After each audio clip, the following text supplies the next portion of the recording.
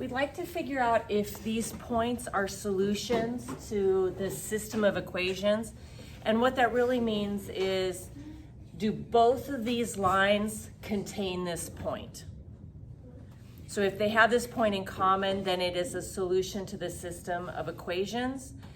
And so what we'll do is we're going to substitute 4n for x and 7n for y into this equation and to this equation. And if it results in a true statement for both, then we would say, yes, it is a solution. So let's grab this first equation, 3x minus 2y equals 7. And I'm going to replace the x with 4 and the y with 7.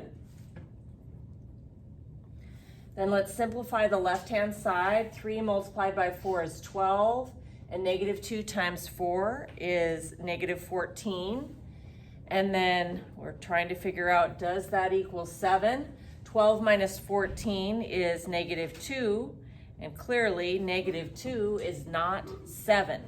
I can stop right here. I don't need to substitute 4, 7 into the y equals 2x minus 1, because if it is a solution to the system of equations, it has to work in both. Now, if I would have accidentally substituted 4, 7 into the red equation first, I would have ended up, when I plug in 7 and 4, I get 7 is equal to 8 minus 1, and 7 does equal 7.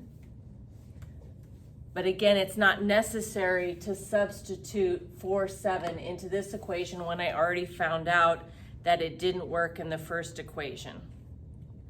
So I'm going to come over here and say no, 4, 7 is not a solution to the system. Okay, so let's try it out with the point negative 5, negative 11. So I'm going to substitute in negative 5 for x and negative 11 for y. 3 multiplied by negative 5 is negative 15. Negative 2 times negative 11 is 22. Negative 15 plus 22 is 7, and 7 equals 7. So far, this point is a solution to the first equation.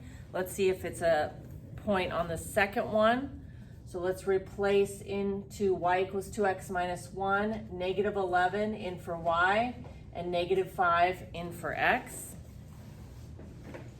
Simplifying the right-hand side, we have 2 times negative 5 is negative 10. Negative 10 minus 1 is negative 11.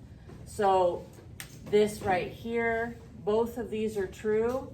So that means that 5, negative 11 is a solution to the system of equations.